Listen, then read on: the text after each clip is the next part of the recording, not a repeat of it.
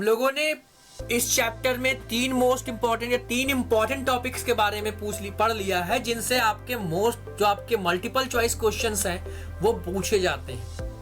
Last जो topic हम लोगों ने पढ़ा था वो आपका फूड एक्सचेंज वाला जो था, एक जगह से फूड और क्रॉप जो आपकी एक जगह से दूसरी जगह आई हैं वो पूछा गया है एमसीक्यू में। एज इट इज चीजें उठा के दे दी गई हैं कि कौन सी क्रॉप जो है किस स्थान से आई है, तो आपको ध्यान रखना उस चीज के बारे में। आज हम लोग पढ़ेंगे कॉन्क्वेस्ट, डिजीज और ट्रेड के बारे में। बेटा, जब लोग एक स्थान से दूसरे स्थान ट्रैवल करेंगे तो कल्चरल एक्सचेंज हो रहा होगा, बिल्कुल होगा। नॉलेज का एक्सचेंज होगा, बिल्कुल होएगा। ट्रेड होगा। लैंग्वेज भी होगी, बदलेगी। फूड भी एक दूसरे का हम लोग देखेंगे, खाएंगे, स्टार्ट करेंगे खाना। इसके साथ साथ लड़ाई झगड़े भी बढ़ने वाले हैं। नई नई डिजीज भी आने वाली है, क्योंकि हो सकता हो जो व्यक्ति एक स्थान से दूसरे स्थान पे जा रहा हो उसके कुछ बैक्टीरियल इन्फेक्शंस हो, बिल्कुल हो सकता है। ऑब्वियस सी बात है, पॉसिबिलिटी फुल है इसकी। और व्यापार तो हो ही रहा है, लगातार हम लोग इस चीज के बारे में पढ़ रहे हैं। चलो स्टार्ट करते हैं। क्या लिखा हुआ बच्चे कि from the 1500 European started to colonize the America which shifted the power wealth to the Europe। बेटा 1515th सेंचुरी पे देखने को मिलता है यूरोपियंस पुराने समय पे, ध्यान रखना, पुराने समय से ही लालची रहे। कैसे रहे? इन्हें जहां पर रिसोर्स दिखा, इन्हें जहां पे फायदा दिखा, ये वहां पे बिल्कुल भागे गए। अमेरिका में इतनी पॉपुलेशन थी नहीं, लोग इतने कम थे, बट रिसोर्स अबंडेंस मात्रा में थे, मेटल्स अबंडेंस मात्रा में थी। तो ये क्या गए? अमेरिका में गए और अमेरिका को इन्होंने कॉलोनाइज कर लिया। जैसे इन्होंने इंडिया को कॉलोनाइज किया था, इंडिया को ऊपर कब्जा किया था, वैसे इन्होंने क्या किया? अमेरिका पे कब्जा कर लिया। और धीरे धीरे क्या किया, जो अमेरिका का जो खजाना है, अमेरिका का जो रिसोर्स है, उस पर कंट्रोल करना चालू कर दिया। देखो, wealth to the Europe, control करा। ना केवल कंट्रोल बल्कि उस चीज को लेके अपने देश में भी लाना चालू कर दिया। ये इनकी जो नीति है वो पुराने समय पर चली आ रही, चीजों को हड़प लेने की, चीजों को अपने कब्जे में करने की। अब इन्होंने और भी बहुत टैक्टिक्स अपनाई, बहुत सी रणनीतियां, स्ट्रेटेजीज अपनाई। क्या है बेटा? Disease like small pox. बेटा ध्यान रखना, स्मॉल पॉक्स कई बार एमसीक्यू पूछा गया है।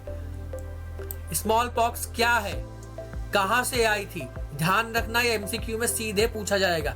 Brought by the Europeans. Small pox क्या हुआ? लाया गया किसके द्वारा? यूरोपियंस के द्वारा। किस लिए लाया गया?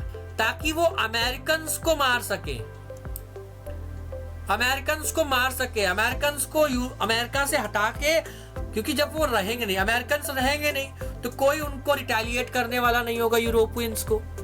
यूरोपियंस बेहतरीन जाएंगे, कायदे से जाएंगे अमेरिका में और वहां से रिसोर्स को एक्सट्रैक्ट करके अपने देश में लाते जाएंगे, जो आपके इंडिया में कर रहे थे। तो उन्होंने अलग अलग टैक्टिक्स अपनाई, उन्होंने युद्ध भी किया। अब युद्ध करने के लिए क्या किया कि उन्होंने डिजीज फैला दिया, वायरसेस फैला दिए अमेरिका में। और वहां के अमेरिका के लोगों को, जो नेटिव अमेरिकन है, बेटा ये जो लिखे हुए हैं देख रहे होंगे आप लोग, जो नेटिव अमेरिकन हैं, इनकी इम्यूनिटी को क्या किया? और ज्यादा वीक कर दिया। जिस प्रकार से कोविड चाइना से आया था, आप लोगों ने अभी देखा होगा, मैं आपके बहुत भारत में फैला। कोविड चाइना से आया क्योंकि हमारे देश में उस वायरस के लिए इम्यूनिटी नहीं थी, तो बहुत सारे लोग क्या हुए? नहीं रहे। सेम उस समय पे हुआ। स्मॉल पॉक्स एक नई डिजीज जिसके बारे में किसी को पता नहीं था। जब वो स्प्रेड हुई अमेरिका में, तो बहुत सारे नेटिव अमेरिकन्स क्या हुए? किल्ड, मर गए, मार दिया गया यूरोपियंस के द्वारा, वायरसेस के द्वारा, स्मॉल पॉक्स के द्वारा। और जिसने क्या किया? यूरोपियंस को और ज्यादा मदद दी, क्योंकि लोग ही नहीं रहे और जो बचे हैं वो कमजोर हो गए। तो उनको तो इजीली हम हरा सकते हैं और हराएंगे और उनके रिसोर्स को अपने कब्जे में ले लेंगे। अब कोलोनाइजेशन से क्या हुआ बेटा? जो यूरोपियंस ने कब्जा किया अमेरिका पे, उससे क्या हुआ? उन्होंने प्लांटेशन करना चालू किया। सेम वो चीज जो आपके इंडिया में हुआ। खेती की जमीन पे उन्होंने क्या किया कि आम आदमियों को हटा दिया और बड़े स्तर में प्लांटेशन करना चालू किया, जिससे उन्हें ज्यादा से ज्यादा पैसा क्या हो मिल सके। जैसे कि क्या? शुगर केन, ठीक है, टोबैको, इन सब चीजों की खेती करना चालू किया और large scale mining for the gold and silver, और कहीं ना कहीं बड़े स्तर पे बहुत ब्रॉड लेवल पे खुदाई करना चालू कर दिया। किस चीज की? गोल्ड की, सिल्वर की और प्रीशियस जो मेटल्स होती है उन सब चीजों की। यूरोपियंस ने क्या किया? अब भाई अमेरिका में गए हैं, अलग अलग तरीकों को इंट्रोड्यूस किया फार्मिंग के और मेथड्स माइनिंग के। कहां पे? अमेरिका में।